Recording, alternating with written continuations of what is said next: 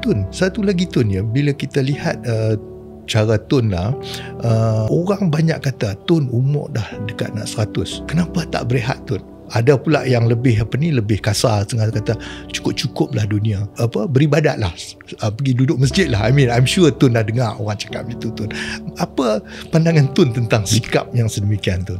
Ya, ibadat kita tunai, tapi tidak bermakna bahawa kita tolak dunia. Kita ada bahagian kita di dunia. Dalam agama kita, kita disebut ada bahagian kita dalam dunia. Kenapa kita nak biar kepada orang lain? Seolah-olah kita tidak hargai segala nikmat, segala rezeki yang diberi kepada kita. Saya tak boleh terima sikap yang mana kita dapat satu hadiah, kita tak hargai hadiah itu. Sebab itu bagi saya, kalau saya berumur tapi saya masih boleh, itu bagi saya satu hadiah. Apa balasan saya? Takkan saya nak guna hadiah yang saya terima, rezeki yang saya terima. Bagi saya, apabila diterima hadiah, kita mesti balas dengan menunjuk kita hargai hadiah. Dan kalau saya boleh bergerak aktif lagi, saya nak pergi tidur. Jadi seolah-olah tak terima, tak hargai nikmat yang saya terima.